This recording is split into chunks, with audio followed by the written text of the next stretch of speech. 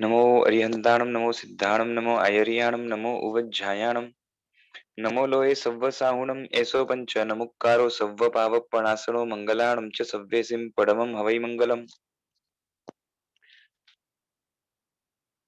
આજથી તત્વાર્થાધિગમ નામના સૂત્રનો આ વિવરણ કે વિવેચન આપણે આજથી શરૂ કરશું। તત્વાર્થ સૂત્ર લગભગ લોકોએ સાંભળ્યું હશે। જગતની અંદર જે આજે જૈન દર્શન તરીકે ઓળખાય છે એના ચાર ફિરકા છે। શ્વેતાંબર મૂર્તિ પૂજક, શ્વેતાંબર સ્થાનકવાસી, પછી શ્વેતાંબર તેરાપંથી અને દિગંબર। આ જે ચાર ફિરકા છે, ચાર ફિરકાની અંદર બધાને કોમનલી માન્ય એવું કોઈ સૂત્ર હોય તો આ તત્વાર્થ અધિગમ સૂત્ર છે। એની અંદર કોઈક જગ્યાએ અર્થનો ફેરફાર આપણે જોવા મળે, બાકી ચાર ફિરકાની અંદર આ ગ્રંથ માન્ય છે અને બધા ચાર ફિરકાનો અભ્યાસ કરતા હોય છે। અને એની અંદર બહુ બેસિક એવા જૈન દર્શનના પદાર્થો આપેલા છે, જેથી કરીને જૈન ધર્મની જે ફિલોસોફી છે એને જાણવાનું એકદમ નટશેલની અંદર આપણા માટે સુગમ રહે। અને આ તત્વાર્થ સૂત્ર એની રચના પૂર્વધર મહર્ષિ ઉમાસ્વાતીજી મહારાજાએ કરી છે। શરૂઆતનું થોડુંક આપણું છે ને તત્વાર્થ સૂત્ર સ્ટાર્ટ થાય એની પહેલા અમુક લેક્ચર્સ આપણા એના ઇન્ટ્રોડક્શન માટે જશે। એ ઇન્ટ્રોડક્શનના આધારે જ જે છે ને ગ્રંથનો મહત્વ, ગ્રંથનો ઊંડાણ, પછી એના લેખક જે છે ને ગ્રંથના રચયિતા કેટલા મહાન છે, પછી ગ્રંથનું ટીકા જેમને રચી છે એ કેટલા મહાન છે, જેમણે અનુવાદ કર્યું છે એમને અનુવાદ કરવાની પ્રેરણા કે જે કંઈ પણ જે છે ને એફર્ટ્સ લીધા છે એમાં શું જે છે ને ખાસિયત છે, આ બધું જો જાણશું તો આગળ આપણા માટે આ ગ્રંથ સમજવો પણ રોચક બનશે અને એનું મહત્વ પણ હોવાના કારણે એ ગ્રંથ ઉપર બહુમાન થશે અને બહુમાન થવાના કારણે એ ગ્રંથના પદાર્થો અંદરમાં ઉતારવા માટે આપણા માટે સુગમતા રહેશે। એટલે પૂર્વધર મહર્ષિ એવા ઉમાસ્વાતીજી મહારાજા એ જે છે ને જે વાચક પ્રવર તરીકે ઓળખાય છે એ ઉમાસ્વાતીજી ભગવંત, એમણે આ તત્વાર્થ નામના સૂત્રની રચના કરી છે। અને એમણે જ આ ગ્રંથની શરૂઆતમાં, આમ તો 10 અધ્યાય છે, ટોટલ 10 ચેપ્ટર્સ છે, અને જેની અંદર નાના નાના સૂત્રો છે, અને એના ઇન્ટ્રોડક્શન તરીકે અથવા તો આ ગ્રંથમાં શું છે અને કેવા ભાવો હશે અને કેવું વ્યક્તિત્વ હશે તો આ ગ્રંથ સફળ થશે વગેરે અમુક વાતો સ્ટાર્ટિંગમાં એક ઇન્ટ્રોડક્શન તરીકે પોતે જ એક કારિકા રચી છે, જેને સંબંધ કારિકા કહેવાય, કે આ ગ્રંથનો વાચક સાથે શું સંબંધ છે અને એના ઉપર જે 1444 ગ્રંથના રચયિતા એવા એ પણ પૂર્વધર મહર્ષિ, આમ તો એક પૂર્વથી થોડુંક ઓછું જ્ઞાન જેમને હતું એવા, એટલે એમ કહેવાય છે એવા યાકીની મહત્તરા સુનુ આચાર્ય ભગવંત શ્રી હરિભદ્ર સુરીશ્વરજી મહારાજા, એમણે ટીકાની રચના કરી છે, એટલે સંસ્કૃતમાં એનું જે છે ને વિસ્તાર કર્યું છે। અને આખી ટીકાનું ગ્રંથ સાથે ભાવાનુવાદ એટલે કે અનુવાદ ગુજરાતીમાં કરવાનું કાર્ય એ આચાર્ય દેવ શ્રીમદ વિજય રાજશેખર સુરીશ્વરજી મહારાજ સાહેબ એમણે કર્યું છે।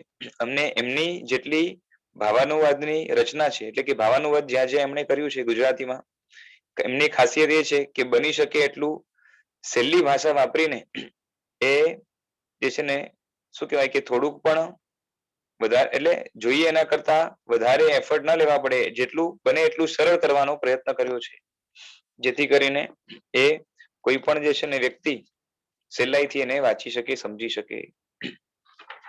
એટલે એક ભૂમિકા રૂપે સ્ટાર્ટિંગ જે ભૂમિકા જો આમ આપને બતાવું છું કે આ ગ્રંથ છે તત્વાર્થ અધિગમ સૂત્ર, બરોબર છે, આપને કદાચ ઊંધું દેખાય સીધું દેખાય, આ પહેલો અધ્યાય છે। આવા ટોટલ 10 બુક્સ છે, 10 અધ્યાયના 10 બુક્સ છે, એક એક અધ્યાય ઉપર ટીકા અને એનો અનુવાદ ગુજરાતીમાં કરવામાં આવેલ છે। એટલે આ એક અનુવાદનું આપણે જે છે ને અહીંથી વાંચન અને અધ્યયન કરશું અને એમાંથી જે પ્રશ્નો વગેરે હશે એને સોલ્વ કરવાનો પણ પ્રયત્ન કરશું અને કોઈ ડિસ્કશન કરવા લાયક પદાર્થો હશે એનો વિસ્તાર પણ કરશું. એટલે આજે એની ભૂમિકા થઈ રહી છે. જે અહીંયા લખ્યું છે એમાંથી જ હું વાંચીને બતાવું છું કે પ્રસ્તુત શાસ્ત્રનું એટલે કે જે શાસ્ત્ર હમણાં વાંચવા જઈ રહ્યા છે આપણે તત્વાર્થ અધિગમ સૂત્ર, એનું મુખ્ય નામ તત્વાર્થ અધિગમ છે. આ શબ્દનો અર્થ જે સ્ટાર્ટિંગમાં જે કારિકા આપેલી છે જેને સંબંધ કારિકા કહેવાય એની 22મી કારિકાની ટીકામાં જણાવેલો છે કે તત્વાર્થ અધિગમનો અર્થ શું, પણ વર્તમાનમાં તેને તત્વાર્થ સૂત્ર એમ શોર્ટમાં કહેવાય છે. મોસ્ટ ઓફ તત્વાર્થ અધિગમ સૂત્ર લોકો નથી બોલતા, પરંતુ તત્વાર્થ સૂત્ર તરીકે આ પ્રખ્યાત છે.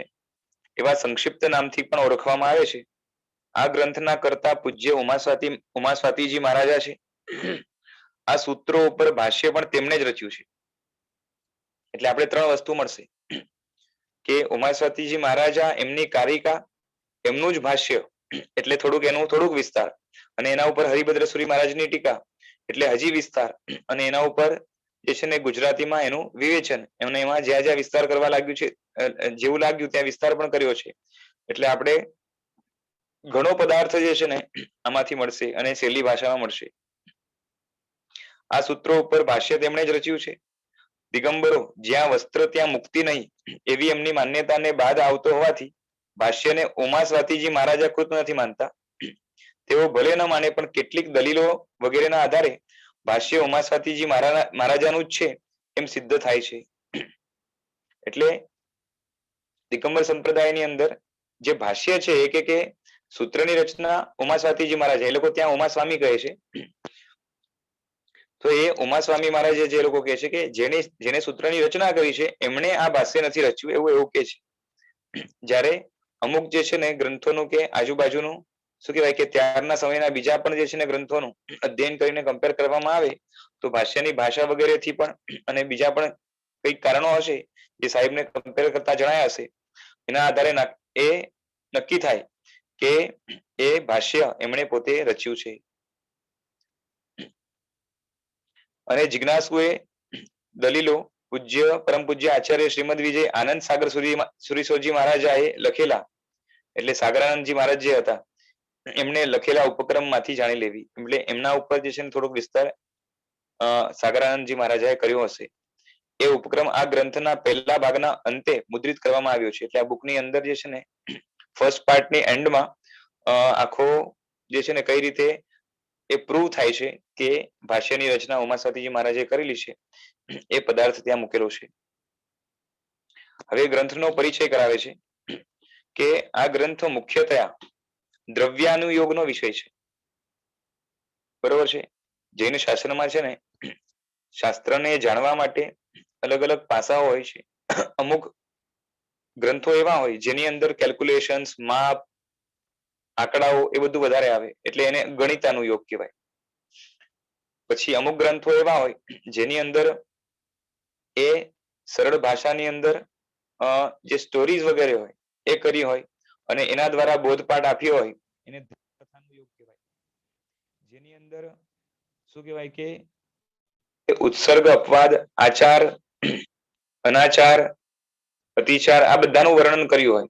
ટૂંકમાં આચાર વિષયક જે ગ્રંથ હોય, ચારિત્ર વિષયક ગ્રંથ હોય, આચરણા વિષયક ગ્રંથ હોય, ક્રિયા વિષયક ગ્રંથ હોય, એ જે ગ્રંથો હોય છે એને ચરણ કરણાયોગ કહેવાય છે. એટલે પ્રેક્ટિકલ ગ્રંથો. અને બેસિક કન્સેપ્ટ કે બેસિક ફિલોસોફી જેની અંદર કહેવાય હોય, બરોબર છે, પાયાના સિદ્ધાંતો જેની અંદર મૂકેલા હોય એને દ્રવ્યાનુયોગ કહેવાય છે. તો આ ગ્રંથ મુખ્ય દ્રવ્યાનુયોગનો છે. એટલે કે જૈન દર્શનના પાયાના સિદ્ધાંતો આપણે આ ગ્રંથ દ્વારા જાણવા મળશે. અને અનુયોગ એટલે શું? જેમ દ્રવ્ય અનુયોગ, દ્રવ્યાનુયોગ એટલે દ્રવ્ય પ્લસ અનુયોગ.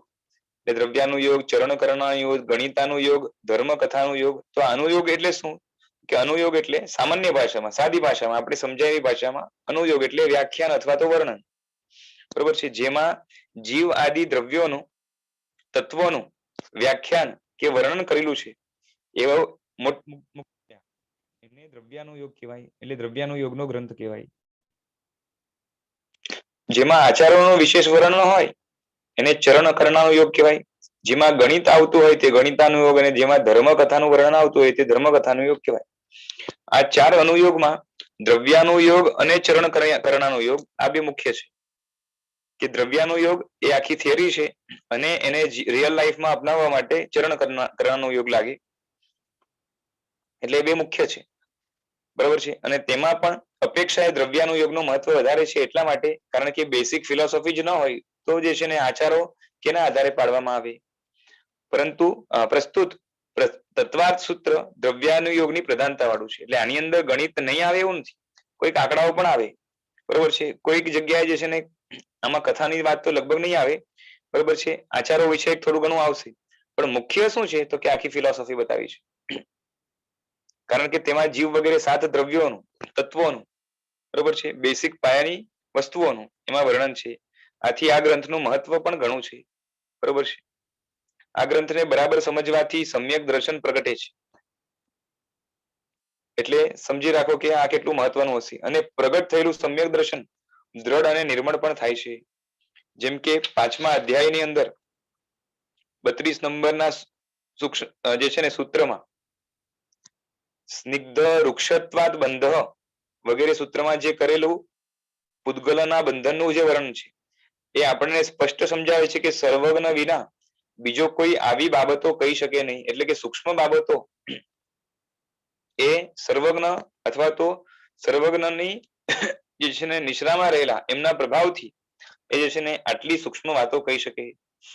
આ તો માત્ર એક દ્રષ્ટાંત રૂપે જણાવ્યું. બીજી ઘણી બાબતો એવી છે કે જે સર્વજ્ઞ વિના બીજો કોઈ કહી શકે નહીં. એટલે કે એકદમ ડીપમાં અને કોઈ પણ શું કહેવાય કે એ શું કહેવાય અનુભવ સાથે મિસમેચ ન થાય એવા પ્રકારની બધી જ બાબતો જ્યાં કવર કરી હોય, અને લોજિકલી પણ જે છે ને બધી બાબતો એકદમ વ્યવસ્થિત સુબદ્ધ હોય, એના આધારે નક્કી થાય કે આટલું વ્યવસ્થિત કહેનાર એ સર્વજ્ઞ હોવા જોઈએ અથવા તો સર્વજ્ઞના અનુયાયી હોવા જોઈએ. એટલે પ્રશ્ન થાય કે ઉમા સ્વાતીજી મહારાજા ક્યાં સર્વજ્ઞ હતા? ગ્રંથની રચના કોણે કરી? ઉમા સ્વાતીજી મહારાજાએ. તો એ ક્યાં સર્વજ્ઞ હતા? એ તો છદ્મસ્ત હતા. એટલે કે એ પૂરેપૂરા જે છે ને જ્ઞાની, એટલે કે પૂર્ણ જ્ઞાની તો નહોતા. ઘણું જ્ઞાન હતું પણ પૂર્ણ જ્ઞાની નહોતા. એથી એમનું કહેલું સર્વજ્ઞ એ કહ્યું છે એમ કેમ કહી શકાય? એ રીતે પ્રશ્ન કર્યો છે. તેનો જવાબ આપતા કહ્યું છે કે પૂજ્ય ઉમાસ્વાતીજી મહારાજાએ આ બધું પોતાની મતિ કલ્પનાથી નથી કહ્યું, પરંતુ તેમની પૂર્વે થયેલા વિદ્વાન મહાન આચાર્યોએ જે કહ્યું છે એના આધારે કહ્યું છે. અને એ આચાર્યોએ પણ એમની પૂર્વે થયેલા આચાર્યોના જે છે ને જ્ઞાનના આધારે કહ્યું છે, એમનાથી જાણીને. એમ કરતા કરતા મૂળ પરંપરા ગણધરો અને એની પણ પહેલા, એટલે કે એની પહેલા જે સર્વજ્ઞ થયા છે ગણધરો ઉપર પણ જે છે ને વિશ્વાસ કે ટ્રસ્ટ કરવાનું કાર્ય જે છે ને કારણ શું? કારણ કે એ સર્વજ્ઞની મોહર છાપ મારેલા જ્ઞાનના આધારે જે છે ને એ ધર્મતીર્થને ચલાવે છે. એ ગણધર્વે સર્વજ્ઞ ભગવંતે કહેલા ઉપદેશને આધારે કહ્યું છે. તેથી આ શાસ્ત્રના મૂળમાં સર્વજ્ઞ ભગવંત જ છે. જેના મૂળમાં સર્વજ્ઞ ભગવંત ન હોય તેવા અન્ય દર્શનકારોનું કથન સાચું ન ગણાય. બરાબર છે. અહીં કહેવાનો આશય આ પ્રમાણે છે કે જન્મથી અંધ હોય તેવા એક પુરુષે હાથીને સ્પર્શીને હાથી કેવો હોય તેનો નિર્ણય કર્યો. અહીંયા દ્રષ્ટાંત આપ્યું કે જન્મથી આંધળો હતો એક માણસ, એને જિંદગીમાં ક્યારે હાથીને જોયો નથી, અને કોઈએ કીધું કે ભાઈ તમને ચલો હાથી જે છે ને કેવો હોય એનો અનુભવ કરાવીએ. એ દૂરથી ગયો અને હાથીને એને સ્પર્શ કર્યો, અને એ જાણવા માટે કે હાથી કેવો હોય. બરોબર છે. તો તેને બીજા જન્મથી અંધ પુરુષને હાથી કેવા પ્રકારનો હોય તે કહ્યું.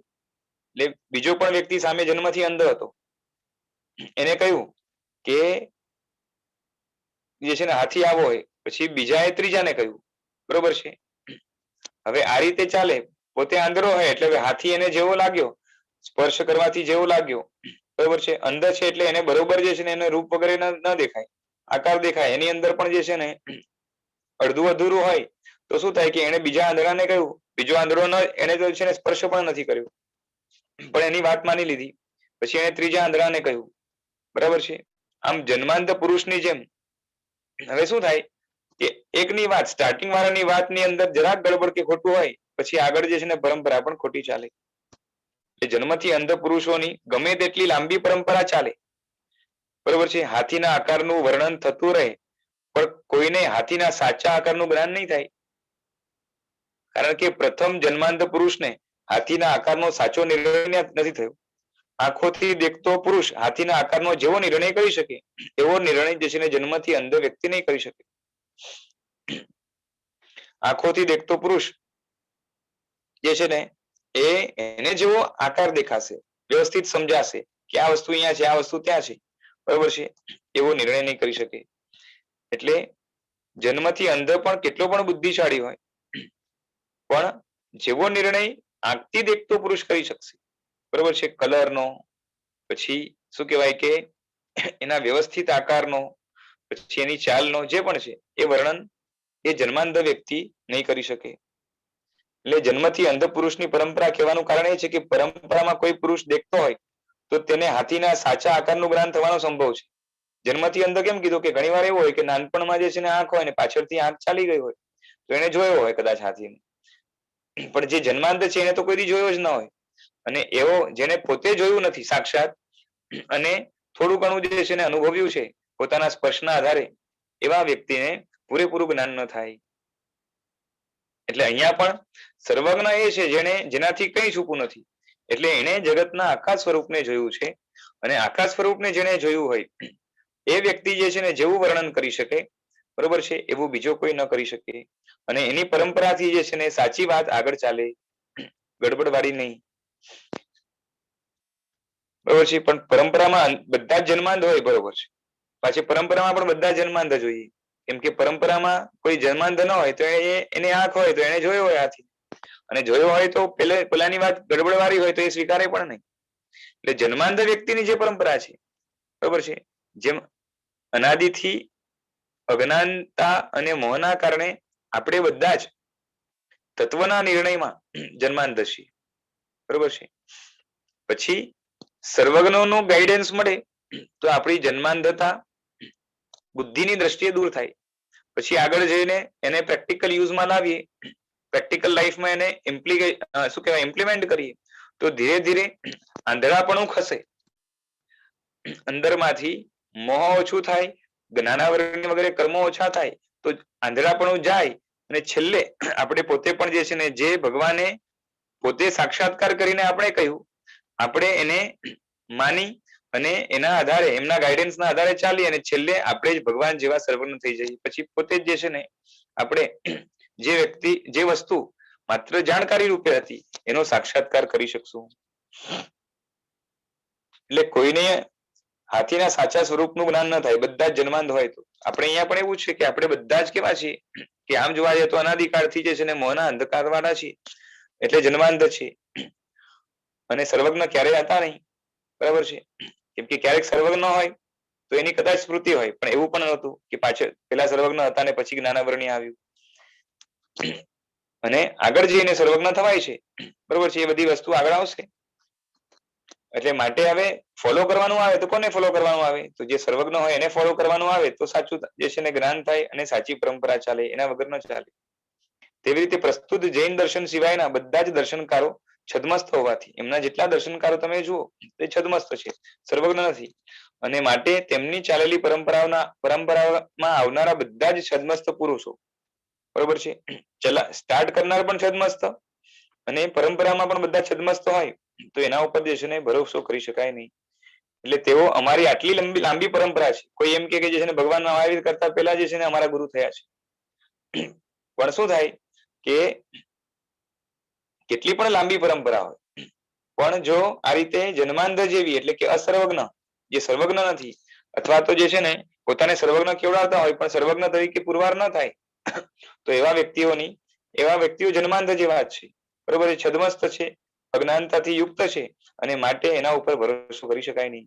એટલે એમની કેટલી પણ લાંબી પરંપરા મળતી હોય છતાં પણ જે છે ને એમનું જ્ઞાન સત્ય જે છે ને શું કહેવાય સીધે સીધું માની ન શકાય. જો જન્મથી આંધળો વ્યક્તિ જે બોલે બધું જ ખોટું હોય એવી વાત નથી, પણ એનામાં અધુરાશ, કચાશ, નિર્ણય લેવામાં ખામી હોવાની પૂરેપૂરી શક્યતા છે. બરાબર છે. બધું જ ખોટું એવું ના કહીએ. એટલે આપણે પણ દુનિયામાં બધા જ લોકો જે સર્વજ્ઞ સિવાય ના જે છે અને જે સર્વજ્ઞ નથી એને ફોલો કરે છે એની વાતો ખોટી હોઈ શકે, પણ બધી જ વાત ખોટી હોય એવું ના કહેવાય. હા, એટલું કહેવાય કે સર્વજ્ઞની વાત સાથે બરાબર ટેલી થતી હોય એ બધી વાત સાચી. જૈન દર્શનમાં તો આત્મા આદિને સાક્ષાત જાણનારા સર્વજ્ઞ પુરુષથી પરંપરા ચાલી છે. એટલે જૈન દર્શનની સાચી પરંપરામાં આવેલું જ્ઞાન યથાર્થ છે.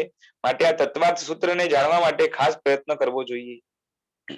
બરોબર છે. કેટલી સૂક્ષ્મતાથી વાતોનું વર્ણન કર્યું છે આપણે ગ્રંથનું અધ્યયન કરશું એના ઉપરથી ખ્યાલ આવશે. આ ગ્રંથ માત્ર 200 શ્લોકથી ઓછા પ્રમાણવાળો હોવા છતાં પણ 200 શ્લોક પણ પૂરા નથી અને નાના નાના શ્લોકો છે. છતાં પણ તેમાં સંપૂર્ણ જૈન શાસનનો સાર છે ને સમાવી દીધો છે. જેમ કહેવાય ને કે પેલું ગાગરની અંદર સાગર સમાવ્યો હોય ને એ રીતે. તેથી જ કલિકાર સર્વજ્ઞ આચાર્ય ભગવાન શ્રી હેમચંદ્ર સુરી મહારાજા એમણે સ્વરચિત, એમણે પોતે સિદ્ધ હેમ શબ્દનું શાસન જે રચ્યું છે એની અંદર ઉપોમા સ્વાતિમ સંગ્રહિતારહ આ રીતે કહ્યું છે. એટલે ઘણા વિષયનો સંક્ષેપ કરવામાં ઉમા સ્વાતિજી મહારાજા જેવા બીજા કોઈ શ્રેષ્ઠ નથી. કે એકદમ શોર્ટમાં આખું જ તત્વ સમાવી દીધું. બરોબર છે. એ જે કમાલ ઉમા સ્વાતિજી મહારાજાએ કર્યું છે એ બીજા કોઈએ નથી કર્યું એવું એમનું કહેવું છે. બરાબર છે.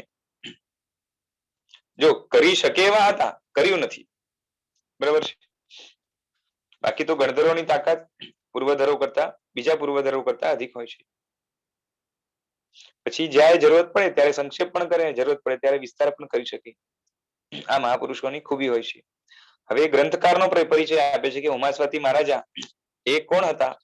તો કે ગ્રંથકારની માહિતી ગ્રંથકારે પોતે ગ્રંથના અંતે પ્રશસ્તિમાં સંક્ષેપથી જણાવી છે કે જેમનો યશ જગતમાં પ્રગટ છે તે શિવશ્રી નામના વાચક મુખ્યના પ્રશિષ્ય,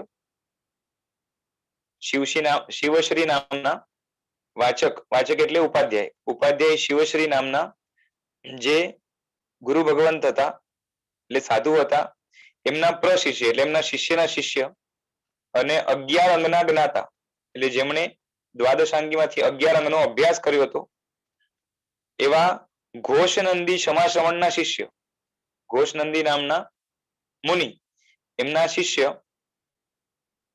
વાચનાથી એટલે કે ભણાવનારની અપેક્ષાએ મહાવાચક શ્રમણ મુંડપાદના શિષ્ય એટલે એમના શિષ્ય શ્રમણ મુંડપાદ અને એમના શિષ્ય કોણ? તો કે વિસ્તૃત કીર્તિવાળા મૂળ નામના વાચકાચાર્ય,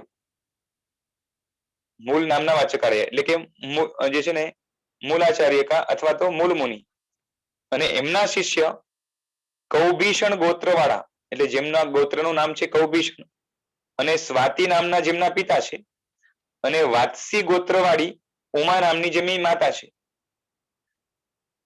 અને એમના એ પુત્ર છે અને ન્યગોધરિકા નામમાં ગામની અંદર, ન્યગોધરિકા નામનું ગામ છે એની અંદર જન્મેલા કુસુમપુર એટલે પાટલીપુત્ર નામના શ્રેષ્ઠ નગરમાં વિચરતા ઉચ્ચ નાગર શાખાના વાચક, ત્યારે કોઈ જે શાખા ચાલતી હશે શું કહેવાય કે સાધુ પરંપરામાં એ શાખાનું નામ છે ઉચ્ચ નાગર શાખા અને એમાં જે વાચક એટલે કે શું કહેવાય ઉપાધ્યાય એ ઉમાસ્વાતીજી મહારાજાએ એટલે કે ઉમાસ્વાતીજીએ ગુરુ પરંપરાથી મળેલા ઉત્તમ અરિહંતોના વચનને સારી રીતે સમજીને એટલે બરાબર સમજીને શરીર અને મનના દુઃખોથી પીડિત તથા અસત્ય આગમથી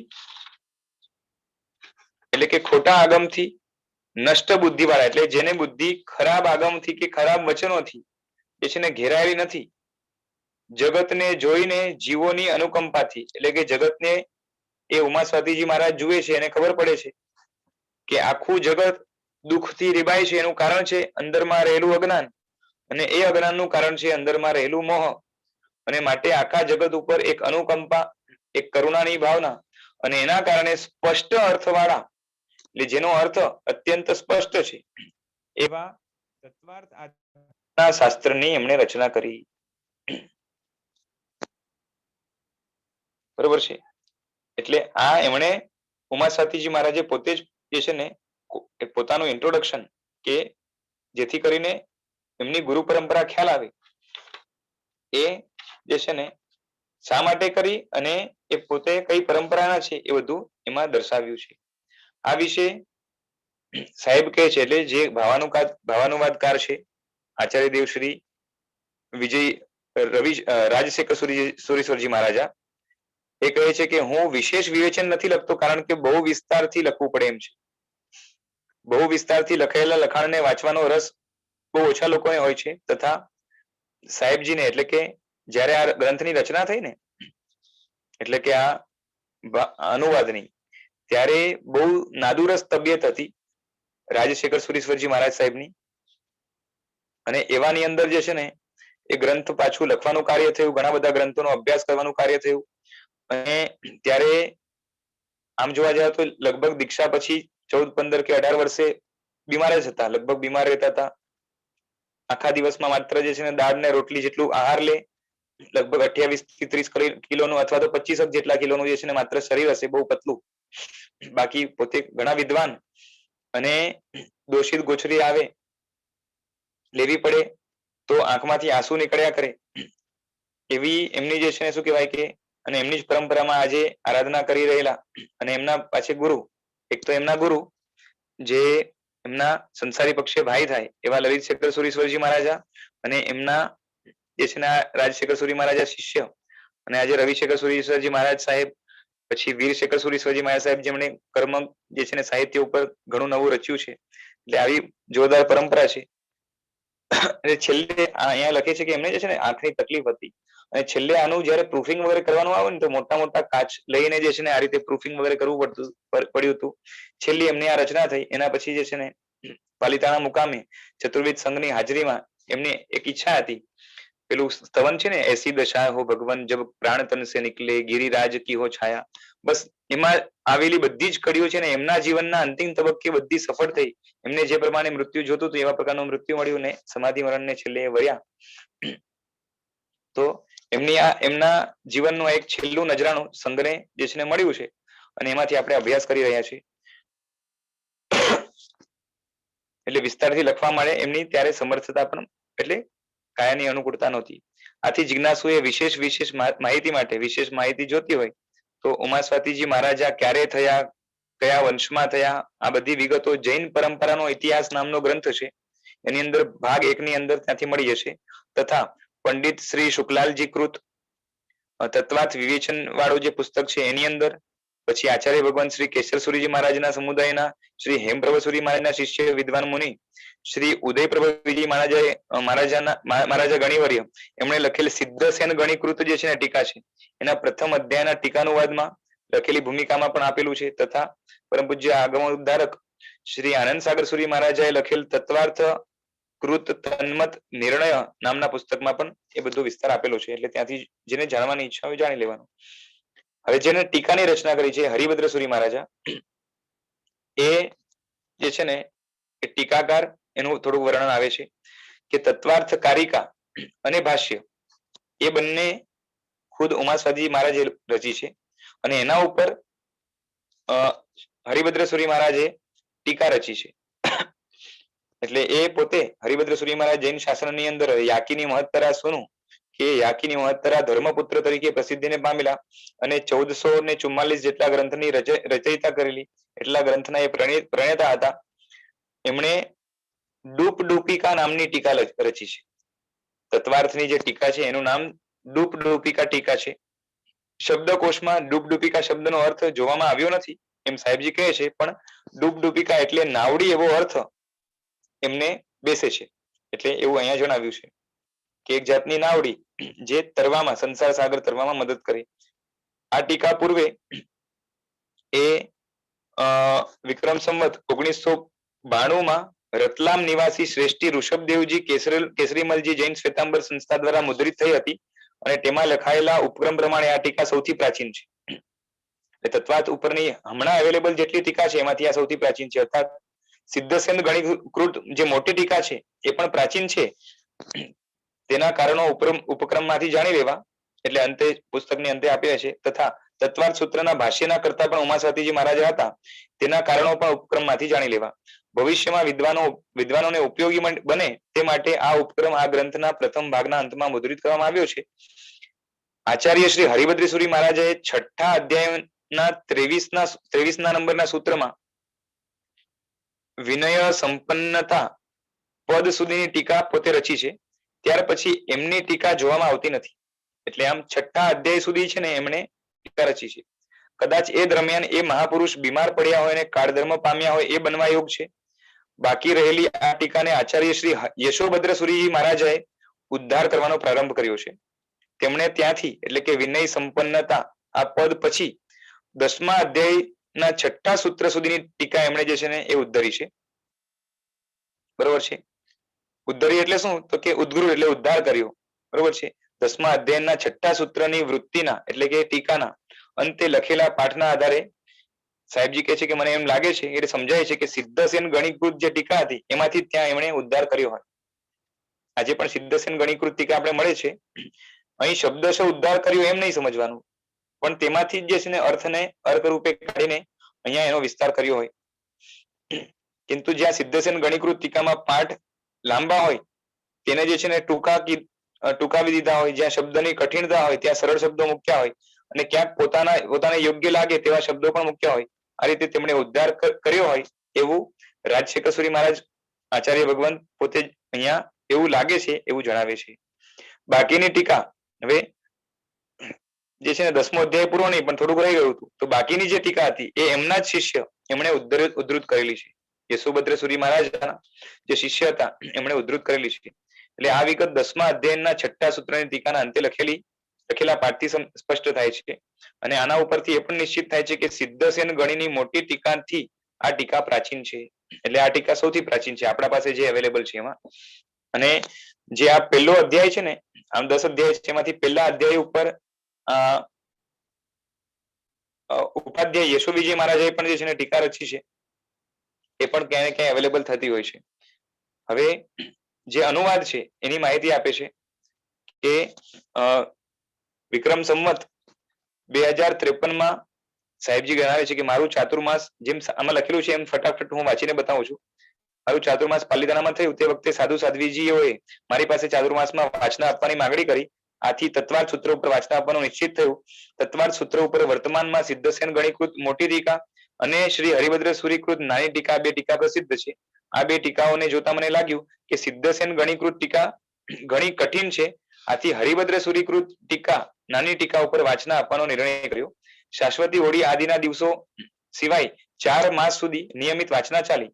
આ સમયે મેં શ્રી તત્વાર્થ સૂત્રની હરિભદ્ર સુરીકૃત ટીકાનો અનુવાદ કરવાનો સંકલ્પ કર્યો, પણ અન્ય ગ્રંથોના અનુવાદના કારણે આ અનુવાદ થઈ શક્યો નહીં. વિક્રમ સંવત 2064માં દાણુ સ્ટેશનના ઈરાણી રોડ ઉપર આવેલા ઉપાશ્રયમાં આનો અનુવાદ શરૂ કર્યો, પણ તેમાં શારીરિક બીમારી આદિ ઘણા વિઘ્નો આવ્યા. આમ છતાં વિઘ્નોરૂપ ખડકો સાથે અથડાતી કુટાતી પણ આ અનુવાદની જે નૌકા હતી એ વિલંબથી પણ પૂર્ણતાના કિનારે આવેલી જોઈને મારું મન હર્ષ વિભોર બની જાય એ સહેજ છે. આ અનુવાદમાં વિદ્વાનોને ઘણી ક્ષતિઓ દેખાશે. ક્યાંક વિસ્તારથી લખવાનું હોવા છતાં વિસ્તારથી ન લખ્યું હોય, ક્યાંક સંસ્કૃત શબ્દને અનુરૂપ ગુજરાતી શબ્દ લખવામાં ભૂલ કરી હોય, ક્યાંક ભાવાર્થ સમજવામાં નિષ્ફળ બન્યો હોવ, ક્યાંક સૂત્ર ટીકાનો અર્થ ખોટો થયો હોય ઇત્યાદિ ઘણી ક્ષતિઓ દેખાશે. આમ છતાં વિદ્વાનોને હું પૂજ્ય ઉમાસ્વાતીજી મહારાજના શબ્દોમાં જ વિનંતી કરું છું કે પુત્રાપરાધ વન્મમ મર્શયિતવ્યમ બુધૌ સર્વમ, એટલે કે પિતા પુત્રના અપરાધને માફ કરે તેમ વિદ્વાનોએ માફ કરવું. એ રીતે ઉમાસ્વાતીજી મહારાજે પ્રસમરતિ નામના ગ્રંથની અંદર કીધું છે. બરાબર છે.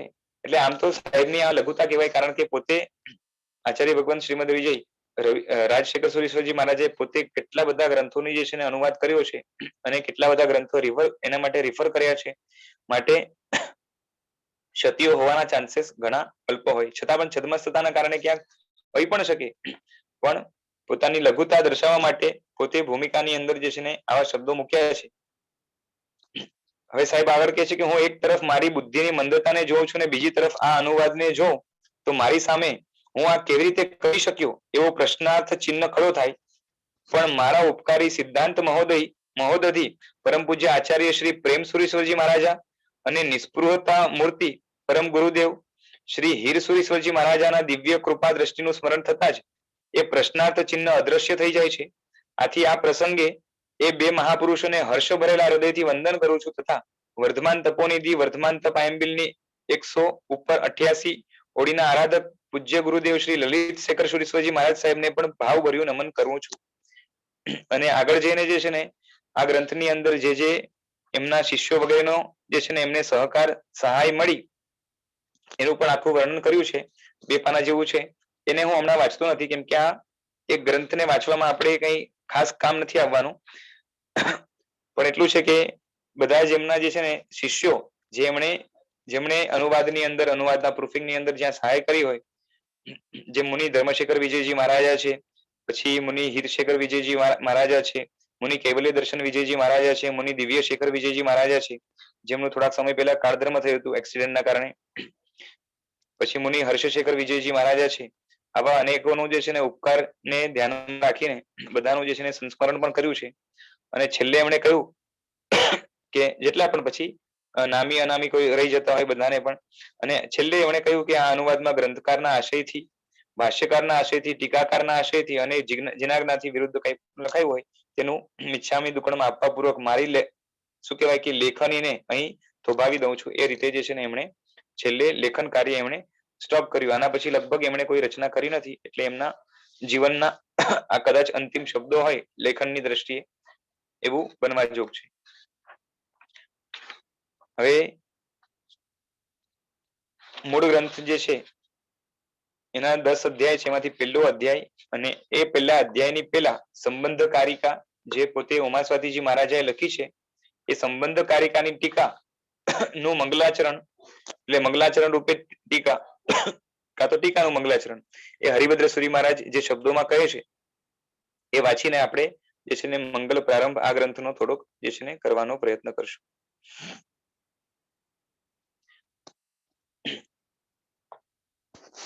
હવે ટીકાકાર હરિભદ્ર સુરી મહારાજનો મંગલ શ્લોક. વીરમ પ્રણમ્ય તત્વજ્ઞમ તત્વાર્થસ્ય વિધીયતે ટીકા સંક્ષેપતઃ સ્પષ્ટતા મંદ બુદ્ધિ વિબોધિની. એટલે કે તત્વ જ્ઞાતા એવા શ્રી વીર પરમાત્માને પ્રણામ કરીને તત્વાર્થ સૂત્રની મંદ બુદ્ધિ વાળા મનુષ્યને વિશેષથી બોધ કરનારી સંક્ષેપથી સ્પષ્ટ અર્થવાળી ટીકા કરાય છે. એટલે સૌથી પહેલા તો મંગલ કરવા માટે વીર પરમાત્માને એટલે કે મહાવીર ભગવાનને જેમના શાસનથી આ જે છે ને ઉપકારો મળ્યા છે એમને યાદ કરીને અને પોતાના ઈષ્ટદેવ તરીકે જે છે એવા વીર પરમાત્માને નમસ્કાર કરીને જેથી કરીને મંગલ થાય, વિઘ્નો દૂર થાય માટે એ પ્રણામ કરીને એટલે કે નમસ્કાર કરીને તત્વાર્થ સૂત્રની જે છે ને ટીકા રચે છે. કોના માટે? તો કે મંદ બુદ્ધિવાળા મનુષ્યો માટે. મંદ બુદ્ધિવાળા એટલે શું? ઘેલા ગાંડા નહીં, સમજદાર જ, સૂક્ષ્મ બુદ્ધિને ધારણ કરનારા જ. પણ એમનો કહેવાનો તાત્પર્ય એ છે કે એમના કરતા જે મંદ બુદ્ધિવાળા છે, બરાબર છે, હરિભદ્ર સુરી મહારાજ કરતા જેમની બુદ્ધિ મંદ છે, તત્વને ગ્રહણ કરવા માટે યોગ્ય ખરી પણ મંદ છે. એટલે શું કે એમના કરતા ઓછી બુદ્ધિવાળા છે, બરોબર છે, એવા મનુષ્યોને વિશેષથી એ તત્વાર્થ સૂત્રનો બોધ થાય, જે ભાષ્ય દ્વારા પણ ન થયો હોય અથવા તો મૂળ સૂત્ર દ્વારા પણ ન થયો હોય એવો અર્થ એમને જે સ્ફુરે છે એ માર્ગાનુસારી બુદ્ધિના કારણે એના આધારે ટીકાની રચના કરે છે, બરોબર છે. હવે ટીકાકાર આગળ કહે છે કે અહીં શાસ્ત્રના પ્રારંભમાં મંગલ વગેરે હોય છે. કોઈ પણ શાસ્ત્ર હોય એની પ્રારંભમાં સ્ટાર્ટિંગમાં મંગલ કરવાનું આવે છે. કેમ કે શું કહેવાય છે કે શ્રેયાંશી બહુ વિજ્ઞાની એટલે કે શ્રેયસ્કારી કાર્ય, શ્રેયકારી કાર્ય, સારા કાર્યો જે છે એની અંદર જે છે વિઘ્નો ઘણા આવતા હોય છે. અને એ વિઘ્નોને દૂર કરવા માટે ઈષ્ટદેવ વગેરેનું નામ સ્મરણ કરવા દ્વારા, ઉપકારીઓનું નામ સ્મરણ કરવા દ્વારા વિઘ્નો જે છે ને એ દૂર તડી જાય છે. આથી ભાવ મંગલના અધિકારમાં ઈષ્ટ દેવતાનું સ્તવન કરવું એટલે એનું સંસ્મરણ કરવું, એમના ગુણો ગાવા એ શિષ્ટ પુરુષોનો આચાર છે. એટલે જગતની અંદર જે સારા ગણાતા વ્યક્તિઓ છે, શિષ્ટ જણાતા વ્યક્તિઓ છે, ખાલી જૈન દર્શનમાં નહીં ક્યાંય પણ, બરોબર છે, એ શિષ્ટ પુરુષો ક્યારેય પણ પોતાથી ઊંચા, પોતાથી વધારે ગુણવાન, પોતાના ઉપકારી એવા લોકોનું કાં તો એવા ઈષ્ટ દેવતા વગેરેનું કાં તો ગુરુ વગેરેનું જે છે ને સ્મરણ કરીને શું કરે છે કે અંદર ભાવમંગલ થાય, એટલે કે પોતાના અંદર અહંકાર આદિ દૂર થાય, કષાયો દૂર થાય અને બહારના પણ વિઘ્નો ગ્રંથ રચનામાં નુકસાન એ છે ને શું કહેવાય કે એ આડખીલી ન કરે માટે શરૂઆતમાં મંગલ કરતા હોય છે નમસ્કાર કરીને. આ શાસ્ત્રકારના ઈષ્ટદેવ ઉત્તમોત્તમ એટલે સૌથી ઉત્તમ એટલે સૌથી શ્રેષ્ઠ એવા પુરુષ વિશેષ છે. કોણ? તો કે ભગવાન મહાવીર. બરાબર છે. અને ભગવાન મહાવીર શા માટે ઉત્તમોત્તમ છે એની વાત આગળ આવશે. કેમ કે આ જ કારિકાની અંદર 6 પ્રકારના પુરુષનું વર્ણન આવશે. અધમ પુરુષ, અધમાધમ, બરોબર છે, મધ્યમ, વિમધ્યમ વગેરે જે છે ને અલગ અલગ પ્રકારના જે પુરુષો હોય છે કેવા હોય છે અને એમની વિચારધારા કેવી હોય છે અને એમાં ભગવાન મહાવીર કઈ રીતે જે છે ને ઉત્તમોત્તમ છે એ બતાવશે. અને હવે આ બધા જે છે ને શું કહેવાય કે 6 પ્રકારના જે પુરુષો છે એ શું છે તો કે તે ક્રિયા એટલે ક્રિયા ભેદના કારણે, એટલે કે બધાની ક્રિયા જુદી જુદી હોય છે. અધમ પુરુષોની ક્રિયા જુદી હોય, અધમાધમની જુદી હોય, મધ્યમ, વિમધ્યમ, પછી શું કહેવાય કે ઉત્તમ અને ઉત્તમોત્તમ, આ બધામાં ક્રિયાભેદ દેખાશે કારણ કે બધાની ક્રિયા જુદી હશે. ઉત્તમની જે છે ને સૌથી એ છે શ્રેષ્ઠ ક્રિયા હશે, ઉત્તમોત્તમની એના કરતા શ્રેષ્ઠ ક્રિયા હશે, અધમ વગેરે જે છે ને એ લોકોની ક્રિયા હલકી હશે. અને કેમ છે તો કે તે ક્રિયા જન્મ થયે છતે સંભવે છે. તેથી તે જન્મ જેના વડે યથાર્થ સ્વરૂપ વાળું સફળ થાય છે. એટલે કે અમુક જીવો મોટે ભાગે હાલત એ હોય છે કે જન્મથી જ જે છે ને એવા પ્રકારની પ્રકૃતિ વાળા હોય છે. કોઈ ઉત્તમ હોય, કોઈ ઉત્તમોત્તમ હોય, મધ્યમ હોય, બરોબર છે. તો એ જે જન્મ છે એની હવે આગળ વાત કરે છે કે આ જન્મ આમ જોવા જાવ તો એ કોઈ પણ જન્મ જગતની અંદર એ દુઃખ સ્વરૂપ છે. દુઃખથી જ જે છે ને જન્મ થાય છે અને જન્મ થયા પછી પણ દુઃખની પરંપરા ચાલતી જ હોય છે. એ દુઃખ આપનારું જ જન્મ છે અને એ દુઃખ આપનારું જન્મ પણ જો સફળ કરવું હોય, બરોબર છે, યથાર્થ સ્વરૂપે એને સફળ કરવું હોય તો કઈ રીતે થાય એ હવે આગળ બતાવે છે. તો આ શ્લોક તો લગભગ લોકોએ સાંભળ્યો હશે. સમ્યક દર્શન શુદ્ધમ યોગ જ્ઞાનમ વિરતિમેવ ચાપ્નોતિ દુઃખ નિમિત્તમ અપીદમ તેના સુલબ્ધમ ભવતી જન્મ. એટલે કે જે સમ્યક દર્શનથી શુદ્ધ જ્ઞાન અને ચારિત્ર પ્રાપ્ત કરે છે, બરોબર છે.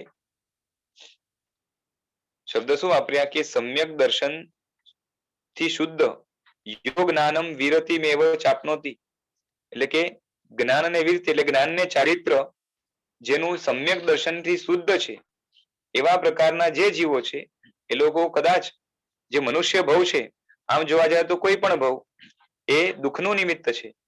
એટલે દુઃખના કારણ કે દુઃખના નિમિત્ત એવા મનુષ્ય ભવને પણ જે છે ને સફળ કરવો હોય તો એ કેના દ્વારા થઈ શકે તો કે સમ્યક દર્શનથી શુદ્ધ જ્ઞાન અને ચારિત્ર જે પ્રાપ્ત કરે એનું જન્મ સફળ થાય, બરોબર છે. એટલે એ ખરેખર એવું જ જન્મ જે છે ને સારી રીતે પ્રાપ્ત કરાયેલું છે કાં તો સફળ થાય, બરોબર છે, એવું જણાય છે. પછી સમ્યક દર્શન કોને કહેવાય, સમ્યક જ્ઞાન કોને કહેવાય, સમ્યક ચારિત્ર કોને કહેવાય, એ બધી વસ્તુ આ સૂત્રની અંદર આગળ આવવાના છે. એટલે સામાન્ય અર્થ જે હતો એ બતાવ્યો અને આજ આના ઉપર આખી ટીકા રચાઈ છે હરિભદ્ર સુરી મહારાજે કે સમ્યક દર્શન તે આગળ કેવાશે, કેવું સમ્યક દર્શન શું હોય એ આગળ કેવાશે અને એવા શુદ્ધ આત્માના પરિણામ સ્વરૂપ છે. એટલે આત્માના અમુક પરિણામ એટલે ભાવો, એટલે આત્માના શુદ્ધ ભાવો સ્વરૂપ આ સમ્યક દર્શન છે. આત્માના શુદ્ધ ભાવો એટલે શુદ્ધ ભાવો કોને કહેવાય, શુભ ભાવ કોને કહેવાય, અશુભ ભાવ કોને કહેવાય, બરોબર છે, એ બધી વસ્તુ આગળ સમજમાં આવશે. પણ એક જાતનો આત્માનો પોતાનો ભાવ છે, પોતાનો જ એક જાતનો પરિણામ છે, પોતાની જે ક્વોલિટી છે, ઇનેટ ક્વોલિટી છે, બરોબર છે, સમ્યક દર્શન. અને શુદ્ધ એટલે કે શું કીધું ને કે સમ્યક દર્શનથી શુદ્ધ. શુદ્ધ એટલે શું કે જે વ્યક્તિને સમ્યક દર્શન થયું હોય એ વ્યક્તિમાંથી કદાગ્રહ નામની અશુદ્ધિ દૂર થઈ હોય, બરોબર છે. જેને સમ્યક દર્શન પ્રાપ્ત નથી થયું એના મનની અંદર જો ઓપન માઇન્ડેડનેસ ન હોય તો એની અંદર હઠાગ્રહ, દુરાગ્રહ, કદાગ્રહ એટલે શું કહેવાય કે એક જિદ્દીપણું, એક જક્કીપણું મોહના કારણે હોય છે. એટલે કદાગ્રહ રૂપ જે મળ છે એટલે આત્માની અંદર જ અનાદિકાળથી મોટા ભાગના જીવોની અંદર, આમ તો અનાદિકાળથી તો બધાને જ હોય, પછી આગળ જઈને એ શુદ્ધ થઈ શકે, પણ અનાદિકાળથી અનંતા જન્મો કર્યા પણ એમની અંદર નાના મોટા બધા ભવોની અંદર ઘણી ધર્મની સામગ્રી મળવા છતાં પણ મોટે ભાગે તો સામગ્રી મળતી જ નથી, પણ જ્યારે જ્યારે મળી છતાં પણ એ સામગ્રી સફળ કેમ ન થઈ? તો કે આપણા અંદર હું સાચો, હું જે માનું એ બરાબર, બરોબર છે, મારો જે એંગલ છે એ જ સાચો, આવા પ્રકારના અંદરમાં જે છે ને શું કહેવાય કે એક જિદ્દીપણું કે જક્કીપણું કે જે રહેલું હતું, બરોબર છે, એને કદાગ્રહ રૂપ જે છે ને કદાગ્રહ કહેવાય. અને એ કદાગ્રહ રૂપ જે મેલ છે એ જો ન જાય, સમજાય છે, કેમ કે નવી વસ્તુ, સાચી વસ્તુ સમજવી હોય તો માઇન્ડ ઓપન જોઈએ, નેરો માઇન્ડેડનેસ અંદરમાં હોય તો સાચી વસ્તુ જાણી ન શકાય, અને કદાચ જાણી શકાય તો જે છે ને સમજાય નહીં, અને કદાચ સમજાય તો પણ જે છે ને શું કહેવાય કે અંદરમાં ના ઉતરે, એટલે એના ઉપર શ્રદ્ધા ન થાય. એટલે કદાગ્રહ જેને પડે છે, અંદરમાં જક્કીપણું છે કે હું કહું એ જ સાચું, હું બોલું એ જ સાચું, હું માનું એ જ સાચું, બરાબર છે, મેન તો માન્યતા કે હું જે માનું એ જ સાચું. તો આવો જે છે ને કદાગ્રહ છે એ જેને ખસી જાય છે, એનો અભાવ થાય છે, અને એના કારણે હવે એ ઓપન માઇન્ડેડ છે, અને પછી જે જ્ઞાન મળે, પછી જે બોધ મળે એ શું કરશે? તો કે જે વિષય એ હવે જાણશે એનો યથાવસ્થિત બોધ થશે એને, એટલે કે જે વસ્તુ જેવી છે એ રીતે એને જાણશે, બરોબર છે, એવા પ્રકારનો નિર્ણય થશે. અને આમ બતાવશે આગળ કે જ્ઞાન છે એ શુદ્ધ કઈ રીતે થાય. મોટે ભાગે લોકોને ખબર હશે આપણામાંથી પણ કે 5 પ્રકારના જ્ઞાન હોય છે, બરોબર છે, મતિ જ્ઞાન, શ્રુત જ્ઞાન, અવધિ જ્ઞાન, મનઃપર્ય જ્ઞાન, કેવળ જ્ઞાન. એમાંથી 2 જ્ઞાન તો હંમેશા શુદ્ધ જ હોય, બરોબર છે, હંમેશા હોતા નથી, પણ જ્યારે હોય છે ત્યારે શુદ્ધ જ હોય છે. શુદ્ધ હોય છે એટલે શું? કે સમ્યક દર્શન સહિત હોય. જે જ્ઞાન સમ્યક દર્શન સહિત ન હોય, એટલે કે કદાગ્રહથી અથવા તો કોઈ ભ્રમના કારણે જે છે ને એ જ્ઞાન દૂષિત હોય એવું 2 જ્ઞાનમાં નથી બનતું, બાકીના 3 જ્ઞાનમાં બને છે. મતિ જ્ઞાન, શ્રુત જ્ઞાન ને અવધિ જ્ઞાન એ મેલા પણ હોય અને ચોખ્ખા પણ હોય, એટલે શુદ્ધ પણ હોઈ શકે, અશુદ્ધ પણ હોઈ શકે. અને જ્યારે જ્યારે મતિ જ્ઞાન, શુદ્ધ જ્ઞાન કે અવધિ જ્ઞાન એ અશુદ્ધ હોય ત્યારે એને અજ્ઞાન પણ કહેવાય છે, સમજાય છે. અશુદ્ધ હોય એટલે નકલી હોય, એટલે એનું જે કાર્ય છે ખરું એ જો ન કરી શકે, બરોબર છે, જેમ આપણે કહીએ ને કે આ માણસ છે એને આવડત ઘણી છે પણ કામ નથી કરતો, તો એની આવડત શું કામની? એટલે જાણે નથી આવડત એવો જ કહેવાય. બસ એ રીતે અહીંયા પણ છે કે જ્ઞાન 3 પ્રકારનું જે છે, મતિ જ્ઞાન, શ્રુત જ્ઞાન, અવધિ જ્ઞાન. મતિ જ્ઞાન એટલે શું? કે મનને ઇન્દ્રિયથી થતું જ્ઞાન, બરાબર છે, એનો વિસ્તાર આગળ આવશે. શ્રુત જ્ઞાન એટલે શું? કે જે સિમ્બોલિક જ્ઞાન છે, જે શબ્દ દ્વારા કે ઈશારા દ્વારા, બરોબર છે, જે જ્ઞાન થાય, કાં તો અમુક જાતના જે સંકેતો દ્વારા જ્ઞાન થાય, બધું શ્રુત જ્ઞાનની અંદર આવે. પછી અવધિ જ્ઞાન છે, એમાં શું છે કે દૂર રહેલી વસ્તુઓ પણ જે છે ને ડાયરેક્ટ આત્માથી કોઈ સાધન વગર જે છે ને, અને પાછી પૌદ્ગલિક વસ્તુ એટલે કે જળ વસ્તુઓ એ જાણી શકે એવા પ્રકારનું જે જ્ઞાન છે એ અવધિ જ્ઞાન છે. અને મનઃપર્ય જ્ઞાન એટલે બીજાના જે છે ને મનને જે રીડ કરી શકે એકદમ સ્પષ્ટ. અને કેવળ જ્ઞાન છે એ આખા જગતનું બધું જ જ્ઞાન જેની અંદર સમાઈ જાય, બરોબર છે, સૌથી વિશાળ. આમ જોવા જાય તો બાકી બધા જે છે ને જ્ઞાનો એક કેવળ જ્ઞાનના અંશ જ છે. તો એ બધી વસ્તુનું ડિસ્કશન આગળ આવશે જ. તો આમાંથી 3 જ્ઞાન હંમેશા 3 જ્ઞાન છે ને એ મેલા પણ હોઈ શકે, ચોખા પણ હોઈ શકે. અને મનઃપર્ય જ્ઞાન ને જે છે ને એ કેવળ જ્ઞાન એ હંમેશા ચોખાને જ હોય, એટલે કે જેને સમ્યક દર્શન હોય, જેની દ્રષ્ટિ શુદ્ધ થઈ ગઈ છે, કદાગ્રહ રહી છે, કોઈ જાતનો હઠાગ્રહ, દુરાગ્રહ, અસદગ્રહ અથવા તો ભ્રમ ભ્રાંતિ તત્વના વિષયમાં જેને નથી, બરોબર છે, એવા પ્રકારના જીવોને જ મનઃપર્ય જ્ઞાન અને કેવળ જ્ઞાન થાય છે, બાકી લોકોને ન થાય. બાકી મતિ જ્ઞાન ને શુદ્ધ જ્ઞાન ને અવધિ જ્ઞાન આ 3 જે છે ને એ જ્ઞાન રૂપે પણ હોય અને અજ્ઞાન રૂપે પણ. અજ્ઞાન એટલે શું? નોલેજ નહીં એવું નહીં, પણ એ નોલેજની અંદર વિવેક ન હોય, એટલે એની સાથે જે છે ને અવિવેક ઘણો ભળેલો હોય, એટલે એ અજ્ઞાન કહેવાય, અર્થાત અજ્ઞાન સ્વરૂપ હોય છે. પછીના જે 2 જ્ઞાન છે એ સમ્યક દર્શનની શુદ્ધ જ હોય છે, મિથ્યા દ્રષ્ટિને એવા જ્ઞાન હોતા નથી. પછી વિરતિ પણ જે છે ને એ 5 પ્રકારની હોય છે. સામાયિક, છેદોપસ્થાપનીય, પછી પરિહાર વિશુદ્ધિ, સૂક્ષ્મ સંપ્રાય અને યથાખ્યાત. એમ 5 પ્રકારનું ચારિત્ર હોય છે, આગળ આવશે આખું. એટલે 5 પ્રકારનું જે છે ને, જેમ જ્ઞાનના પ્રકાર છે, જેમ ચારિત્રના પણ પ્રકાર છે, અને તે આગળ કેવા છે તેમાં પણ અહીં પ્રથમ ની 3 વૃત્તિનો અધિકાર છે. એટલે પેલા 3 પ્રકારની જે વૃત્તિ છે, સામાયિક, છેદોપસ્થાપનીય, પરિહાર વિશુદ્ધિ, એ વસ્તુ આવશે. કારણ કે પછીની જે 2 વૃત્તિ છે એ જન્મના દુઃખનું કારણ બનતી જ નથી. બરોબર છે. પહેલી 3 છે ને એ સમ્યક દર્શનથી શુદ્ધ હોય તો જન્મના દુઃખને દૂર કરે, અને બાકીની 2 વૃત્તિ છે, બરોબર છે, એટલે પહેલી 3 વૃત્તિ જે છે ને એ મિથ્યાત્વીઓને પણ જે છે ને દ્રવ્યથી એટલે બહારના આચરણથી હોઈ શકે છે. પણ બાકીની જે 2 વૃત્તિ છે એટલે સૂક્ષ્મ સંપરાય અને યથાખ્યાત ચારિત્ર એ હંમેશા સમ્યક દ્રષ્ટિને જ હોય. એટલે શુદ્ધ વૃત્તિને જ જે પામે છે એ દુઃખનું કારણ બનતું નથી. અહીં કારણના કારણથી વૃત્તિ શુદ્ધ છે, બરોબર છે. વૃત્તિ કારણના કારણથી શુદ્ધ છે. એટલે શું કે જે છે ને સમ્યક દર્શનના કારણે જ્ઞાન શુદ્ધ કહેવાય, અને જ્ઞાન શુદ્ધ હોય એના કારણે વૃત્તિ શુદ્ધ કહેવાય. એટલે વૃત્તિનું કારણ એટલે વૃત્તિની શુદ્ધિનું કારણ કોણ છે? સમ્યક જ્ઞાન. અને સમ્યક જ્ઞાનનું કારણ કોણ છે? કે સમ્યક દર્શન. બરોબર છે. આગળ શ્લોકમાં કેવા છે કે આ સિક્વેન્સ જ રહેશે કે સમ્યક દર્શન, પછી જ્ઞાન, પછી ચારિત્ર. બરોબર છે. એટલે શુદ્ધિના ક્રમથી. બરોબર છે. અને એ આગળ ભાષ્યમાં પણ કહેવાશે કે વૃત્તિ કોને કહેવાય? કે જાણીને સ્વીકારીને કરવું એનું નામ વૃત્તિ. જાણ્યું એટલે જ્ઞાન, સ્વીકાર્યું એટલે દર્શન, અને કરવું એટલે એને જે છે ને ઇમ્પ્લિમેન્ટ કરવું, બરોબર છે, પ્રેક્ટિકલી એપ્લાય કરવું, તો એનું નામ વૃત્તિ. બરોબર છે. કાં તો એનું નામ ચારિત્ર. એટલે જાણ્યું પછી સ્વીકાર્યું, અને સ્વીકારવાના કારણે જે જાણ્યું હતું એ શુદ્ધ થયું. બરોબર છે. એટલે શુદ્ધિ પેલા સ્વીકારમાં થઈ, અને એ જે છે ને એની છાપ જ્ઞાન ઉપર પડી, અને એ શુદ્ધ જ્ઞાન આગળ જેને ક્રિયા કરાવશે. હવે જે આગળનો શ્લોક અડધો ભાગ હતો કે દુઃખ નિમિત્તમ અપિદમ તેના સુલબ્ધમ ભવતી જન્મ ઇત્યાદિ, જે દુઃખને કરે એટલે કે પીડા ઉપજાવે એનું નામ દુઃખ. બરોબર છે. દુઃખ કોને કહેવાય? કે જેનાથી પીડા થાય એને દુઃખ કહેવાય. હા, એક મિનિટ.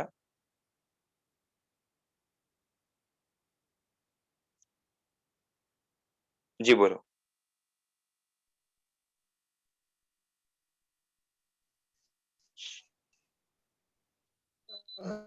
અહીંયા જે જાણીને સ્વીકારીને, તો આ સ્વીકારીને એટલે દર્શન.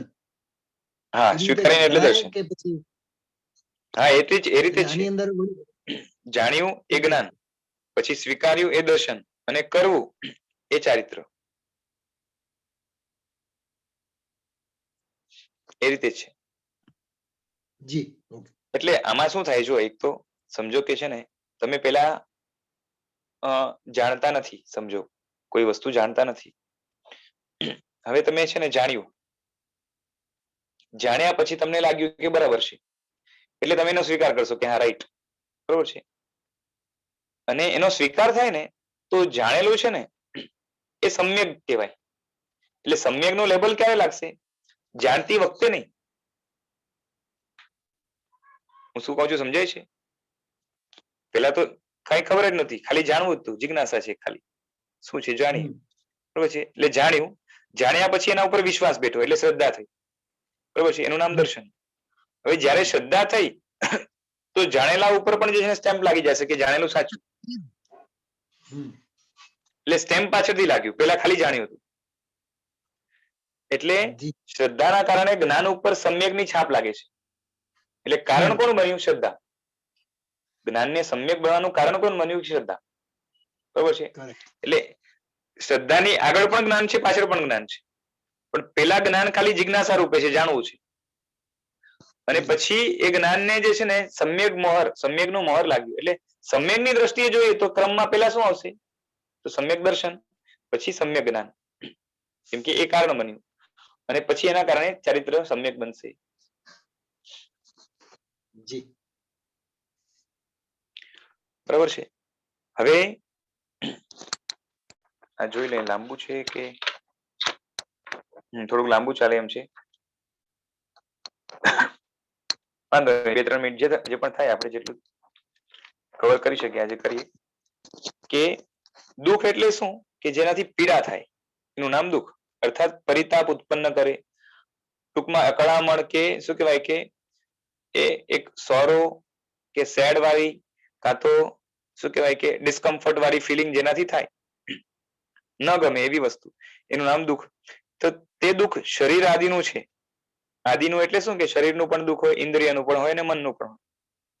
અથવા સંસાર એ જ દુઃખરૂપ છે. આખું સંસાર છે ને એ જ દુઃખરૂપ છે.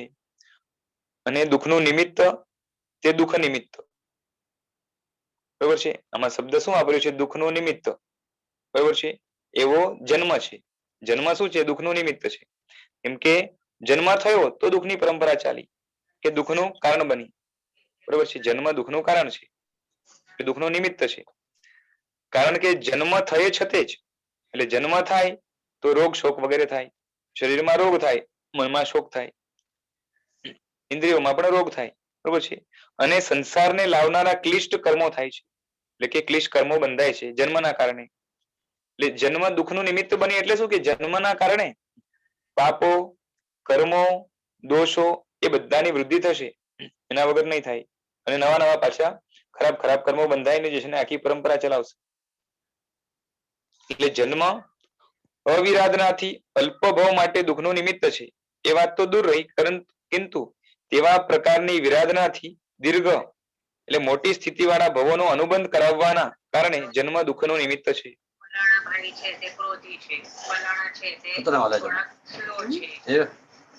એક જ મિનિટ. હા, કે શું થાય છે કે એક જન્મની અંદર કર્મો તો એક લિમિટમાં જ બંધાશે.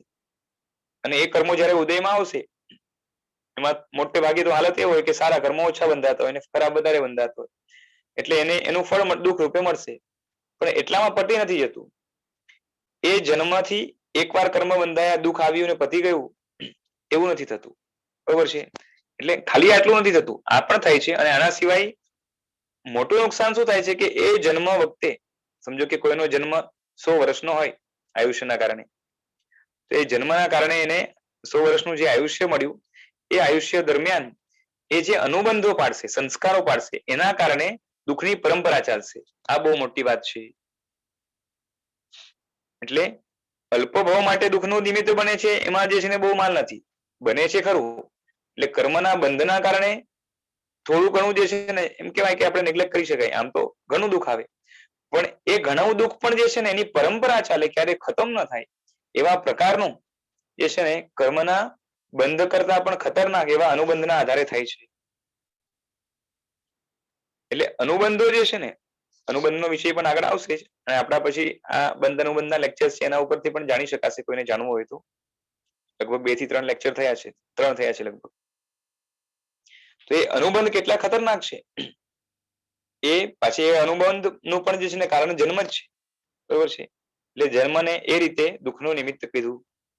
અને આવા અહીંયા ઈદમ જે પ્રયોગ કર્યો છે એ પ્રયોગથી પ્રત્યક્ષ મનુષ્ય જન્મને બતાવે છે કે આ જન્મ લખનાર છે ને પોતે મનુષ્ય છે ને, અને જ્યારે ઈદમ શબ્દ વાપર્યો એટલે કે આ જન્મ, એટલે એમનો જન્મ કયો છે કે મનુષ્ય જન્મ. એટલે અહીંયા એ ટ્રાન્સલેશનમાં મનુષ્ય શબ્દ વાપરવાનું કારણ શું કે જ્યારે ઈદમ લખ્યું છે, આ જન્મ લખ્યું છે, એટલે આ જન્મ એટલે શું કે પોતાનું, એટલે એમનો પોતાનો જન્મ કયો છે કે મનુષ્ય ભવ છે. કારણ કે બીજા ભવોમાં આમ પણ શું છે કે સર્વ વિરતિ વગેરેનો અભાવ છે.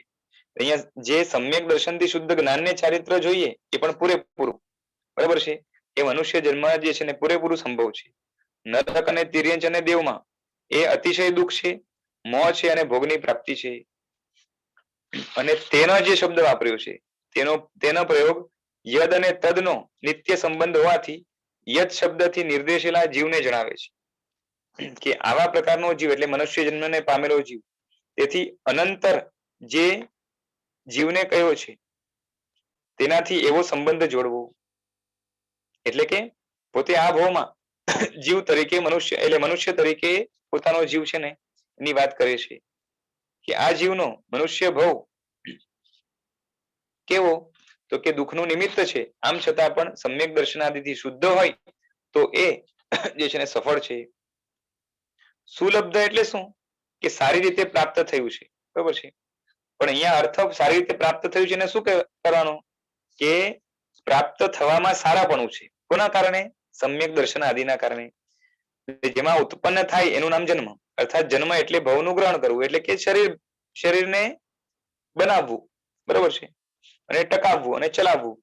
આ જીવ સંસાર રૂપ સમુદ્રમાંથી લગભગ ઉત્તીર્ણ થઈ ગયેલો હોવાથી તેનો જન્મ સફળ છે. કોનો? જેનું સમ્યક દર્શનથી શુદ્ધ જ્ઞાન અને ચારિત્ર છે એવા જીવોનો જન્મ સફળ કેમ છે? તો કે સંસાર રૂપ સમુદ્રમાંથી લગભગ એ પાર થઈ જ ગયો છે. હવે થોડીક ક્ષણોમાં જ કાં તો થોડાક ભવોની અંદર જે છે ને એનો નિસ્તાર થશે. જો કે તે જીવ સંસાર સમુદ્રને પાર પામી ગયો નથી, પામવાના આરે છે. ગ્રંથિ ભેદ આદિથી સંસાર સમુદ્રને ઉતરી જવાની શક્તિ પ્રાપ્ત કરી હોવાથી લગભગ સંસાર સમુદ્રને પાર પામી ગયો છે. બરોબર છે. જેને પાસે, જે જીવો પાસે સમ્યક દર્શન છે અને થોડુંક જ્ઞાન અને થોડુંક ચારિત્ર છે, અલ્પ, બરોબર છે, લગભગ 5મા ગુણ સ્થાનક એ હોય, તો એવા જે જીવો છે, બરોબર છે, એ લોકોને સમ્યક દર્શન પ્રાપ્ત થયું છે. થોડુંક જ્ઞાન અને થોડીક ચારિત્ર આમ જોવા જઈએ તો નહીવત છે. જેને એકદમ સ્ટાર્ટિંગના સ્ટેજમાં 5મા ગુણ સ્થાનકમાં પણ નીચે જે હોય, બરોબર છે, એટલે મુખ્ય એની પાસે પ્લસ પોઈન્ટ શું છે? સમ્યક દર્શન. તો એ સમ્યક દર્શન પામ્યો છે, જ્ઞાન ને ચારિત્ર હજી સ્ટાર્ટિંગમાં છે, છતાં પણ જાણે સંસારને પાર પામી ગયો હોય એવી વાત અહીંયા કરે છે. એનું કારણ શું? કે ભૂતકાળમાં જે અનંતા ભવો કર્યા અને આગળ અનંતા ભવોની સંભાવના હતી એ બધી સંભાવના ટળી ગઈ. કેમ? આગળના ભવોની કેમ ટળી ગઈ? કેમ કે એને ગ્રંથિ ભેદ કર્યો. અને આપણે અહીંયા નિયમ છે કે જેને ગ્રંથિ ભેદ કર્યો હોય, એટલે કે અનાદિકાળથી રાગ દ્વેષની જે નિબિડ, એટલે કે અત્યંત ગૂંચવારી, અત્યંત શું કહેવાય કે કઠિનાઈથી ભેદી શકાય એવા પ્રકારની જે ગાંઠ અંદરમાં આત્મામાં પડી હતી એને તોડી નાખી, અને એના કારણે એનો કદાગ્રહ ઘણો નબળો પડી ગયો.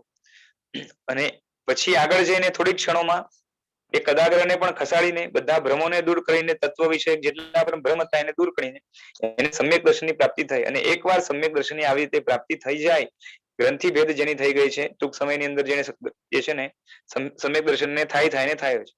અને એવા જીવો હવે અર્ધ પૂતગલ પરાવર્ત, એટલે હવે જેને પૂતગલ પરાવર્ત ખ્યાલ હશે એને ખબર પડશે, એ તો પછી એની વસ્તુ પણ આગળ આવશે કે હવે એનો સંસાર બહુ લાંબો નથી. અર્ધ પૂતગલ પરાવર્તની અંદર મેક્સિમમ ભટકશે તો કેટલું? તો કે અર્ધ પૂતગલ પરાવર્ત, અથવા તો આમ જોવા જઈએ તો સમ્યક દ્રષ્ટિ જીવો 7-8 ભવની અંદર પણ જે છે ને ભારે ગરમી વગેરે ન હોય, જૂના કર્મો મજબૂત એના આત્મા ઉપર ન પડ્યા હોય, તો એ 7-8 ભવની અંદર 10-12 ભવની અંદર જે છે ને મોક્ષમાં ચાલ્યો જતો હોય છે.